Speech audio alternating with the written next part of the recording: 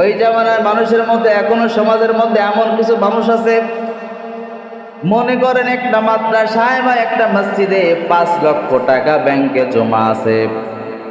এখন অনেক মানুষ আর দান করতে চায় না।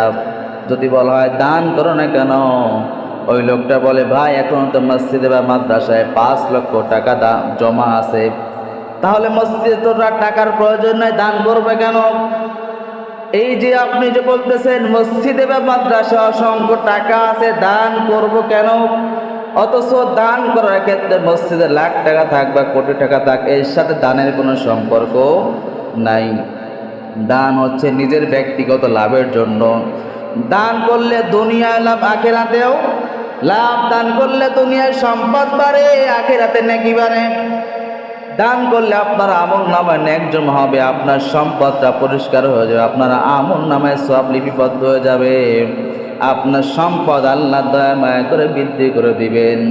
এই জন্য এই কথা বলা যাবে না মসজিদে মাদ্রাসায় 5 লক্ষ টাকা দান করা যাবে না, এই কথা বলা যাবে? আপনি সবসময় দান করবেন, একটা হিসাব মিলান। আপনার মনে করেন একটা অনেকে মসজিদে মাদ্রাসায় টাকা দান করতে চায় না, অথচ প্রত্যেকটা মানুষের উচিত আপনি পৃথিবীর যে প্রান্তে গিয়ে নামাজ পড়েন না কেন, 1 ওয়াক্ত নামাজ পড়লেও 2 টাকা হোক 5 টাকা হোক ওই মসজিদে দান করে আসা। কারণ কি এবার মিলান আপনি? কারণ হচ্ছে যেই মসজিদে আপনি নামাজ আদায় করতেছেন, ওই মসজিদে একটা বিল্ডিং ঘর বা যে কোনো এক ধরনের ঘর, মসজিদে যখন নামাজ পড়তেছেন হয়তো এসি চলতেছে বা ফ্যান চলতেছে।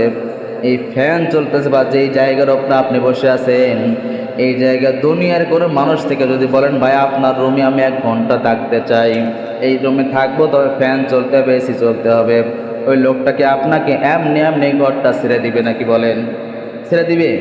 একজনকে বলতেছেন ভাই আপনার রুমে আমি 1 ঘন্টা থাকতে চাই বা 20 মিনিট থাকতে চাই, যাকে আপনি চেনেন না জানেন না, সে কি বিনা স্বার্থে আপনাকে থাকতে দিবে? বলে ভাই আপনি 1 ঘন্টা থাকেন, এর বলতে মিনিমাম আপনাকে 50 টাকা বা 100 টাকা কি করতে হবে, আমাকে দিতে হবে। বলবেন এটা কে ফ্রি থাকতে দিবে? তাহলে আপনি পৃথিবীর যে প্রান্তে নামাজ পড়তে যান না কেন, ওইখানে যাওয়ার পর তো আপনি একটা ফ্যানের বাতাস খাচ্ছেন, অথচ এসি ঠান্ডা বাতাস আপনি নিচ্ছেন। আবার আপনি যেই মসজিদে সুন্দর টাইলস করা মসজিদে বসে নামাজ পড়তেছেন, আপনার উচিত মসজিদের হক আদায় করা, মসজিদে 2-4 টাকা হলেও দান করে আসা। কারণ তো আপনি মসজিদে কিছু হলেও একটা জিনিস খরচ করছেন, এটা আপনার ওই দাম হিসেবেও তো 5 টাকা হয়।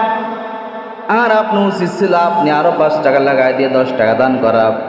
এই জন্য সব সময় পৃথিবীর যেখানেই যান, 1 ওয়াক্ত নামাজ আদায় করলেও 5 টাকা হইলেও সেখানে দান করে আসবেন। সেখানে কি করা লাগবে?